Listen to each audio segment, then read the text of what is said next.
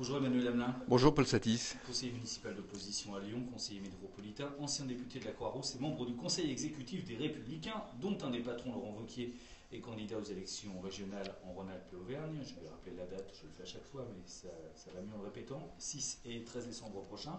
Vous avez d'ailleurs été conseiller régional jusqu'en 2010. Ça fait longtemps que vous avez annoncé que vous n'iriez pas sur cette élection, mais pourquoi? Et est-ce que Laurent Wauquiez vous l'a demandé? Non, mais j'avais déjà, j'ai pas attendu qu'il me demande ou qu'il me propose quoi que ce soit. J'avais déjà, moi, il y a un peu plus d'un an, précisé que je ne serais pas candidat. J'ai fait 2 mandats. J'ai été président de groupe au conseil régional. Je pense que j'ai déjà goûté au plaisir de cette fonction. J'ai beaucoup aimé cette collectivité, mais pour autant, je suis élu à Lyon et à la métropole, comme vous l'avez dit. Ce sont 2 mandats qui me prennent beaucoup de temps. Et donc, L'opposition, ça prend pas non plus un temps gigantesque. Alors, vous avez ben, une activité professionnelle, bien évidemment, mais oui, bien sûr, j'ai une activité professionnelle à côté, mais quand on fait un travail d'opposition et qu'on veut le faire sérieusement, ça prend quand même pas mal de temps, parce qu'il faut étudier les dossiers, il faut se mettre dedans, il y a des commissions, il y a beaucoup de réunions qui se font autour des compétences et des délibérations. Donc tout ça me prend quand même pas mal de temps, et au-delà de ça, je suis toujours délégué de ma circonscription. Et je garde toujours l'objectif de la récupérer en 2017. Donc, c'est pas la peine de me charger trop si voilà, c'est pas la c'est pour question pas que faire j'allais les vous choses poser, correctement. c'est plutôt le coup d'après qui vous intéresse, c'est-à-dire les législatives de 2017. Oui, tout à fait. La candidature, votre candidature n'est pas acquise pour autant. J'imagine que c'est les Pas du tout. Républicains qui doivent vous désigner. Bien sûr. Et puis les choses se feront dans maintenant pas mal de temps. Donc, j'attends pas le dernier moment pour être opérationnel sur mon territoire. Donc, j'ai quasiment démarré mon organisation de campagne et on verra au moment des investitures. Et elles se feront probablement en 2017, quelques semaines avant les présidentielles, donc quelques mois avant les législatives. Alors, vous êtes bien candidat, mais pas pour l'élection qui vient, pour celle d'après. Voilà, exactement. Comment vous allez malgré tout vous impliquer dans la campagne de Laurent Wauquiez? Eh bien, d'abord Laurent Wauquiez, qui est un ami, on s'est connu à l'Assemblée nationale. J'ai toujours considéré que c'était l'homme de la situation sur cette région Rhône-Alpes-Auvergne. Donc, je vais, moi, lui apporter mon soutien total, autant sur le terrain, puisque j'anime le territoire de la circonscription. Donc, on multiplie les opérations et on va les multiplier de plus en plus jusqu'au mois de décembre. Et puis, au-delà de ça, eh bien, il y a un certain nombre de réseaux, de contacts que j'ai pu lui présenter pour qu'il se fasse une idée sur un certain nombre de choses concernant notre région Rhône-Alpes. Donc, c'est beaucoup de terrain de campagne et d'accompagnement sur un certain nombre de sujets. Laurent Wauquiez est votre ami, mais ce n'est pas l'ami de Jean-Jacques Kéran, qui n'a pas des mots très tendres à son endroit, comme par exemple Laurent Wauquiez est un crypto-lepéniste, dit Jean-Jacques Kéran. Jean-Jacques Kéran estime que Laurent Wauquiez ne sera qu'un candidat TGV, plus préoccupé par ses ambitions nationales, qui sont réelles malgré tout. Est-ce que vous croyez à l'engagement total de Laurent Wauquiez sur cette campagne et sur la région s'il est élu? Oui, un engagement total. Il a d'ailleurs pris un certain nombre de décisions. Il a annoncé que s'il était président de la région, il n'accepterait pas de rentrer au gouvernement si la droite venait à gagner en 2017. Donc il souhaite voilà, être très présent sur ce territoire-là. J'ajoute aussi que Jean-Jacques Kéran n'a peut-être pas des mots très tendres sur lui, mais enfin, quand je regarde la majorité de Jean-Jacques Kéran au conseil régional, que ce soit les socialistes, les Verts, les communistes, le Front de gauche, tout ça qui constitue aujourd'hui sa majorité sont tous contre lui et eux, par contre, ils n'ont pas de mots très tendres pour Jean-Jacques Kéran. Un crypto-lepéniste, c'est-à-dire une personnalité très à droite, trop à droite, Laurent Wauquiez. Absolument pas. Ça, c'est une image qu'on veut lui coller à la peau, alors que ça, ce n'est absolument pas Il lui. s'est peut-être collé lui-même quand il faisait la manif pour tous, ou des choses comme ça. Non, mais si tous ceux qui ont fait la manif pour tous sont des crypto-lepénistes, ben, moi j'en suis un et on est très nombreux à l'être. Je pense qu'il faut arrêter les amalgames et on a voulu coller cette étiquette qui est totalement décalée avec la réalité des choses. Je crois que les Rhône-Alpins et les Auvergnats qui ont l'occasion de rencontrer Laurent Wauquiez se rendent tout à fait compte.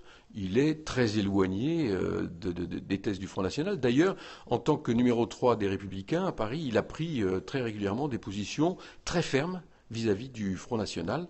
Donc on ne peut pas on peut pas lui coller cette étiquette parce que encore une fois c'est pas du tout ça lui correspond absolument pas. Quand il choisit Philippe Meunier, qui lui aussi est classé très à droite pour être tête de liste dans la métropole, c'est un signal? Alors d'abord, il n'est pas tête de liste, il est un des 3 chefs de file. La tête de liste, c'est Juliette Jarry. On parle de Meunier, mais on peut parler aussi de Nachury, puisqu'ils sont au même niveau sur la métropole. Donc moi, je pense que l'objectif de Laurent Wauquiez, c'est justement de démarrer cette campagne avec une union et un rassemblement le plus large possible. Et ça va des Républicains aux centristes et aux Modem. Il a réussi ce pari qui n'était pas un pari facile à gagner. Il a réussi à le faire. Il a aujourd'hui l'union derrière lui. Et il a en face de lui Jean-Jacques Kerran totalement isolé par rapport à une majorité qui a volé en éclats. Il n'y a pas d'ailleurs que Jean-Jacques Kerran qui trouve trop à droite Laurent Wauquiez. C'est ce qui est bien le cas évidemment en période de campagne électorale. Mais il y a aussi un certain nombre de dissidents du Modem. Et ici à Lyon, il y a une autre liste de droite qu'on oublie un peu, Debout la France. Son représentant était ici la semaine dernière. Est-ce que cette union de la droite finalement n'est que de façade? Non, pas du tout. Enfin, Debout la France a toujours été un petit peu original dans le paysage politique de la droite en France. Ça pesait près de 20% quand même aux européennes. Oui, bien sûr, aux européennes, parce que c'est effectivement le scrutin sur lequel ils arrivent à récupérer un positionnement politique. Mais pour autant, ils ne sont pas très représentatifs non plus de la droite. Et le fait de ne pas avoir Debout la République dans l'union qui a été réalisée au premier tour par Laurent Wauquiez, somme toute, c'est pas très grave. Et quand on voit, au contraire, ce qui a été fait aujourd'hui entre les Républicains, l'UDI, les radicaux, le Modem, tout ça uni derrière Laurent Wauquiez, ça montre bien sa capacité de rassemblement. Laurent Wauquiez, leader de la droite régionale, peut-être président de région. Est-ce que par extension, ça en fait aussi le leader de la droite lyonnaise et le leader qui vous manque finalement depuis quelques années? Évidemment, il sera le personnage fort de la droite lyonnaise s'il est élu président de la région Rhône-Alpes. Et c'est plutôt une bonne chose parce que ce qu'il a réussi à faire dans le cadre de cette campagne, rassembler, mettre tout le monde en mouvement derrière un même objectif, si on arrive à faire la même chose localement, on sera très heureux. Donc évidemment, ça lui donne un positionnement extrêmement fort. J'ai dit tout à l'heure, il est aussi le numéro 3 de notre parti au niveau national. Donc, légitimement, il sera le chef de file demain des Républicains sur le Rhône, sur la métropole et sur la région Rhône-Alpes. Le discret Michel Avart est toujours le chef de l'opposition sur Lyon?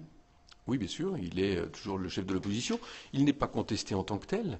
Que je sache, l'ensemble des élus que nous sommes, et nous sommes un groupe important au conseil municipal, personne n'a revendiqué sa place.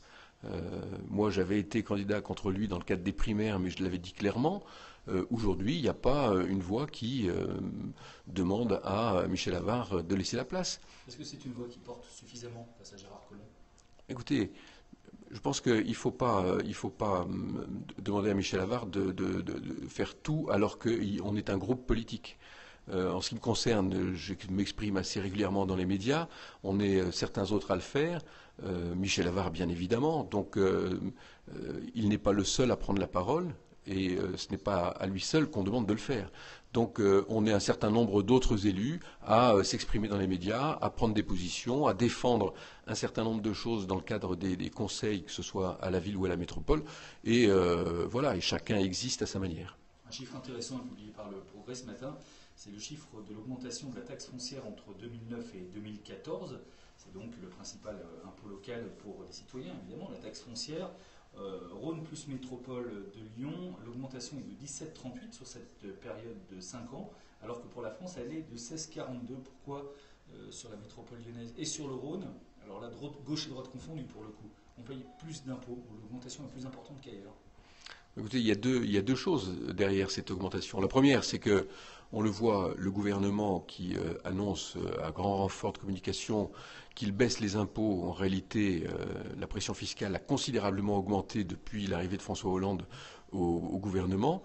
Et quand on veut faire des économies, eh bien, un des leviers qui est utilisé par François Hollande et Manuel Valls, c'est justement de baisser les dotations qui sont reversées aux collectivités locales.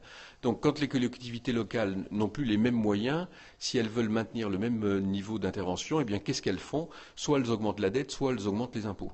Et le choix de Gérard Collomb, que nous avons contesté tout au long de la campagne des municipales, ça a été justement d'augmenter de 5% les impôts à la ville de Lyon et de 5% à la métropole. Alors je note, parce que ces chiffres sont intéressants, que l'augmentation sur 5 ans à Lyon, sur la ville de Lyon, est de 14,2%. Exactement le même chiffre qu'à Caluire, la ville du patron des Républicains, comme quoi donc gauche et droite se retrouvent sur les augmentations d'impôts. Non, mais il faut remettre les choses à leur juste niveau. On ne peut pas comparer une ville comme Caluire qui doit avoir 30 ou 40 000 habitants à une ville comme Lyon qui en a près de 500 000. C'est pas le même mode de gestion, c'est pas le même mode d'intervention, ce n'est pas le même poids des finances publiques dans la vie locale. Donc il faudrait comparer par rapport à des villes de la même taille. Donc comparer Lyon et Caluire, ça n'a pas beaucoup de sens. C'est comme quand Gérard Collomb compare Lyon à l'État, en disant regardez, moi je suis un bon gestionnaire de la ville de Lyon, il faudrait que l'État me copie ou s'inspire de ce que je fais à Lyon. Ça n'a rien à voir. Les comptes publics de la nation n'ont rien à voir avec les comptes publics de la ville de Lyon. Merci, Emmanuel Hamelin. Demain, revue d'actualité, ce sera avec Laurent Burlet de